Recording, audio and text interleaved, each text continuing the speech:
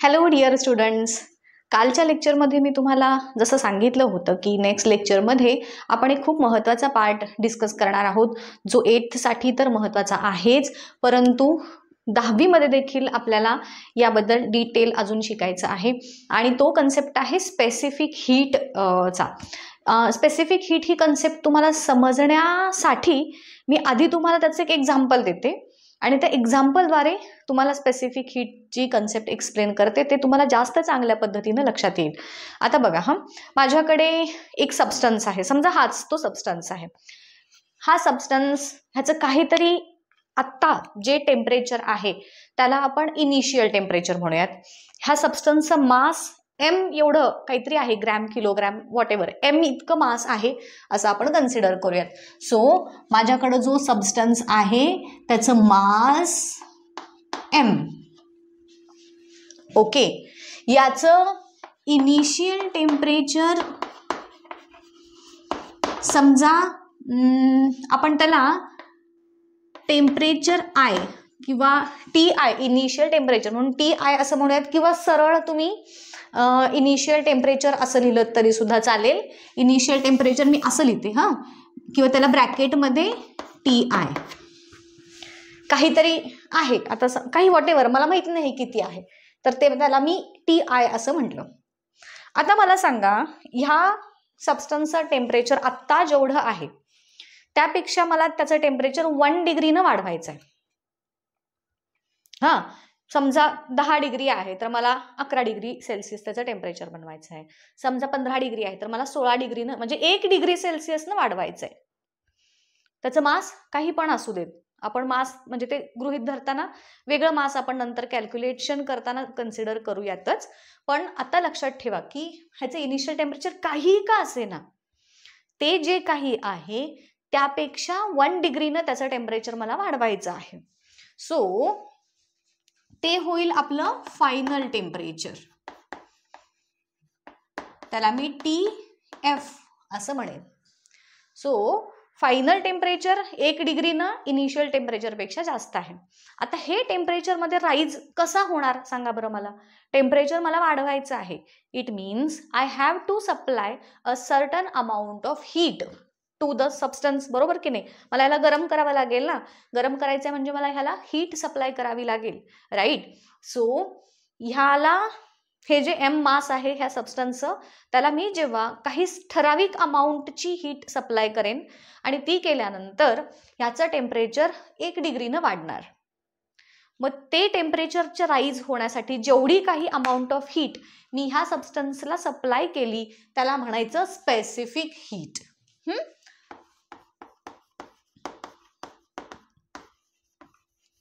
So specific heat म्हणजे काय झालं बघा, it is the amount of heat supplied किंवा गिव्हन म्हटलं तरी चालेल टू ॲन ऑब्जेक्ट. कन्सेप्ट समजून घेतल्यानंतर तुम्ही ती तुमच्या ओन वर्ड्समध्ये मांडू शकता, हे नक्की डोक्यात ठेवा.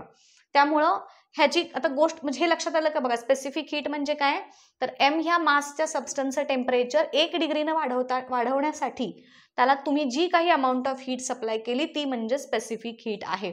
Heat supplied to an object of mass M to raise किंवा टू इन्क्रीज, एकदम सोपे सोपे शब्द वापरूयात आपण, to increase its temperature by 1 degree Celsius. 1 degree सेल्सिअसनं त्याचं टेम्परेचर वाढवण्यासाठी हीट सप्लाय केली, त्याला आपण स्पेसिफिक हीट म्हटलं.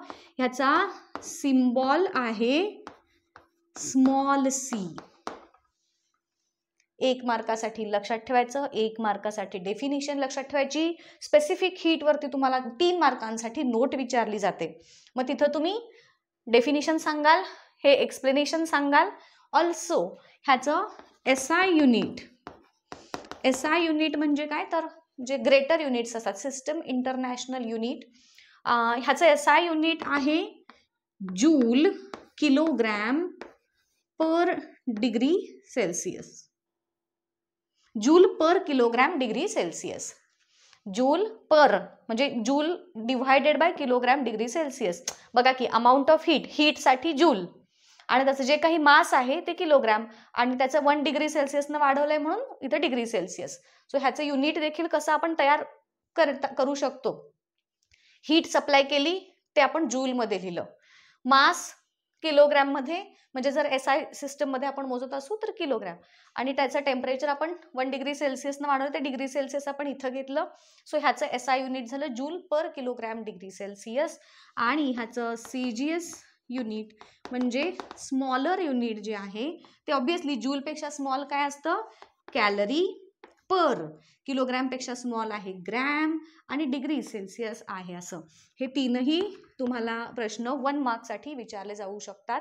सिम्बॉल काय आहे, SI युनिट काय आहे, CGS युनिट. मग इथं तुम्हाला उलट सुलट विचारतील, म्हणजे समजा इथं जूल पर किलोग्रॅम दिलंय, किलोग्रॅम पर जूल असं देतील. 1 मार्क्ससाठी जे क्वेश्चन असतात त्याच्यामध्ये सांगते मी तुम्हाला की किलोग्रॅम पर जूल असं देऊ शकतात. मग ह्यातलं एक्झॅक्टली कुठलं आहे, किंवा मग joule kilogram per degree Celsius असं काहीतरी उलट सुलट ह्याच्यामध्ये चेंजेस करून तुम्हाला हे SI आणि CGS युनिट्स हे विचारले जाऊ शकतात. सो स्पेसिफिक हीटची ही डेफिनेशन, सिम्बॉल आणि युनिट्स लक्षात आलं. आता परत ह्याचं एक फॉर्म्युला आहे की एखाद्या ऑब्जेक्टची स्पेसिफिक हीट जर तुम्हाला कॅल्क्युलेट करायची आहे, आता मी जसं म्हटलं ना अमाऊंट ऑफ हीट किती आहे मला नाही माहिती, मग ती कशी कॅल्क्युलेट करायची, तर त्यासाठी एक फॉर्म्युलाचं डेरिव्हेशन आहे. मग तिथं ते डेरिव्हेशन देताना तुम्ही हे सांगाल की suppose there is an object which is having mass m, then its initial temperature is Ti, त्याची स्पेसिफिक हीट कपॅसिटी C आहे, स्पेसिफिक हीट त्याला सप्लाय केलेली C आहे, आणि after supplying that specific heat त्याचं फायनल टेम्परेचर झालं TF. बघा मी काय सांगते, ह्याचं डेरिव्हेशन, स्पेसिफिक हीटचं जेव्हा तुम्हाला डेरिव्हेशन विचारतात तर तेव्हा तुम्ही काय सांगणार, लिहून ठेवा हे सगळं हे बोर्डवरती जे जे आहे ॲज युजल इम्पॉर्टंट आहे. मी थांबते इथं, स्क्रीनशॉट करून घ्या, लिहून घ्या तुमच्या नोटबुक्समध्ये. आता ह्याचं डेरिव्हेशन कसं लिहिणार, तर suppose we are having an object of mass m, its initial temperature is Ti, when a specific heat C is supplied to the object of mass m, then its temperature increases from Ti to Tf, then the specific heat capacity of the object can be calculated. हीटचा symbol आहे Q, आपण heat आणि temperature ह्या दोघांच्या मधला जो difference लिहिलेला होता तेव्हा मी तुम्हाला सांगितलेलं होतं बघा, तुम्हाला आठवत असेल की हीटचा जो सिम्बॉल आहे, हीटसाठी आपण जो सिम्बॉल यूज करतो it is capital Q. So बघा हा, अमाऊंट ऑफ हीट जी आहे ती तुम्ही जेव्हा कॅल्क्युलेट करत असता तर ती कशी कॅल्क्युलेट करणार बघा, amount of heat that is Q which is supplied to an object can be calculated by using formula heat is equal to mass of object. हे आधी लिहून ठेवा, तुमच्या पुस्तकात एवढं असं दिलेलं नाही आहे, सगळे एकत्र दिलंय. मी इथं देताना पॉइंट वाईज दिलाय, सो तुम्हाला ते लक्षात ठेवायला सोपं पडेल है ना. Heat is equal to mass of object into त्या ऑब्जेक्टची स्पेसिफिक हीट आणि इंटू फायनल टेम्परेचर त्याचं जे काही असेल minus initial temperature. So by using this formula, हे तर वर्ड्समध्ये झालं. आपल्याला ह्याला अजून सिम्प्लिफाय करण्यासाठी प्रत्येकाचे सिम्बॉल्स इथं पुट करूयात. हीटसाठीचं सिम्बॉल आहे Q, मास ऑफ ऑब्जेक्टसाठी M, स्पेसिफिक हीट ऑफ ऑब्जेक्टसाठी C, इंटू फायनल टेम्परेचरसाठी आपण TF म्हटलंय, मायनस इनिशियल टेम्परेचरसाठी TI म्हटलंय. So by using this formula we can calculate the amount of heat which is supplied to raise the temperature of object by 1 degree Celsius. ह्याच्यावरची काही एखादं numerical आपण solve करूयात, तुम्हाला ही कन्सेप्ट अजून चांगल्या पद्धतीने लक्षात येईल. इथे एक मी न्यूमरिकल जे घेतलेला आहे, या न्यूमरिकलमध्ये आपण एक फॉर्म्युला थोडासा वेगळा म्हणजे आहे तोच आपला, तोही यूज करू शकतो. ऑल्सो मी अजून एक थोडा वेगळा फॉर्म्युला सांगते की तो देखील तुम्ही हीट कॅल्क्युलेट करण्यासाठी वापरू शकता. आणि आयदर तो किंवा हा, मग अगेन ते कशावरून ठरवायचं की दोन फॉर्म्युले जे मी आत्ता सांगणार आहे त्यापैकी नेमका कोणता यूज करायचा हे कशावरून ठरवायचं, तर गिव्हन आणि फाइंड आउट जे दिलेलं आहे त्याच्यावरून. आता आपण गिव्हनकडे जर वळलो तर तुम्हाला इथे दिसेल मास दिलंय वॉटरचं, त्याचं इनिशियल टेम्परेचर दिलंय, फायनल टेम्परेचर दिलंय. फाइंड आउट काय करायचंय, heat supplied in calories also in joule. आता आपण जो फॉर्म्युला शिकलोय हीट कॅल्क्युलेट करण्यासाठी, that is Q is equal to M into C into change in temperature, that is final temperature minus initial temperature. आता इथं C ची value दिलेली नाहीये. आता एक लक्षात ठेवा, जेव्हा तुम्हाला हीट कॅल्क्युलेट करायची असते आणि दिलेला सबस्टन्स जर वॉटर असेल तर वॉटरच्या स्पेसिफिक हीटची व्हॅल्यू आहे 1, म्हणजेच 1 joule per kilogram degree Celsius, 1 calorie पर किलोग्रॅम पर ग्रॅम डिग्री सेल्सिअस. म्हणजे SI युनिटमध्ये पण आणि CGS दोन्ही ह्याच्यामध्ये व्हॅल्यू सेमच आहे, दॅट इज 1. मग जर वॉटर असेल, बघायचं दिलेला सबस्टन्स वॉटर आहे का, आणि जर स्पेसिफिक हीट दिलेली नसेल तर ती तुम्ही 1 यूज करून कॅल्क्युलेट करू शकता. समजा अदर दॅन वॉटर कोणता तरी सबस्टन्स, जेव्हा तुम्हाला त्याची स्पेसिफिक हीट लिहायची असते तर तेव्हा ती व्हॅल्यू तुम्हाला देतात न्यूमरिकलमध्ये. त्या जो काही पर्टिक्युलर सबस्टन्स आहे त्याची स्पेसिफिक हीटची व्हॅल्यू तुम्हाला दिली जाते. त्यामुळे सोपं पडतं तुम्हाला कॅल्क्युलेशन करण्यासाठी. आता इथं आपण जो फॉर्म्युला यूज करणार आहे तो आहे Q is equal to M into directly change in temperature. आता बघा हां, चेंज इन टेम्परेचरला एक शॉर्टमध्ये एक सांगतात, चेंज इन टेम्परेचरला शॉर्टमध्ये आपण डेल्टा टी असं म्हणतो.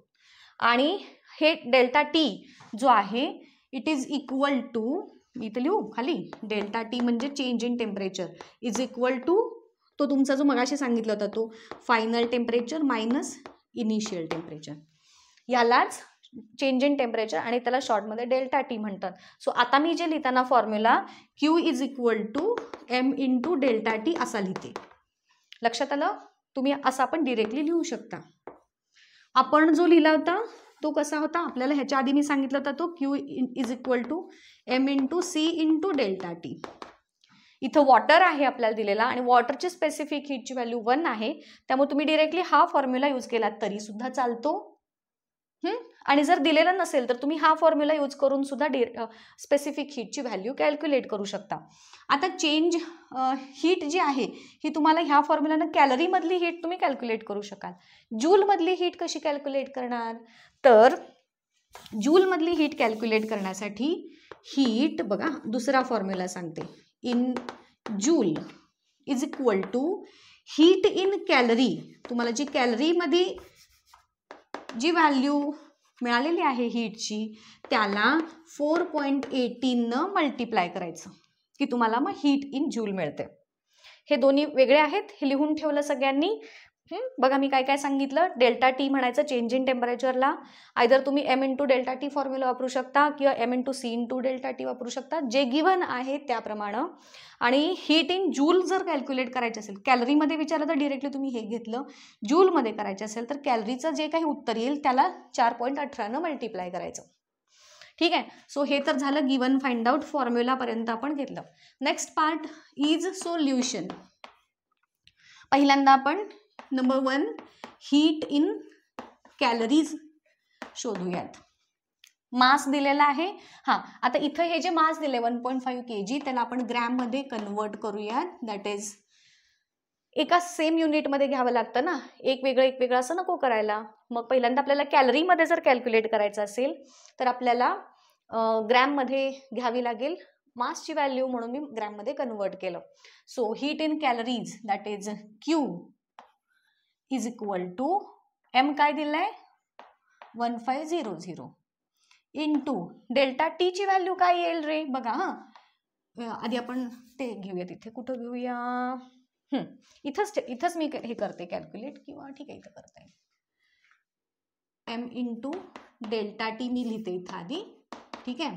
Therefore is equal to एमचे mass value किती आहे 1500 इंटू डेल्टा टीची व्हॅल्यू कशी काढणार, final temperature that is 45 minus initial temperature 15 that is 1500 into 30. हां, मग 15 आणि 3चं मल्टिप्लिकेशन करायचं 45 आणि हे 3 झिरो गेले.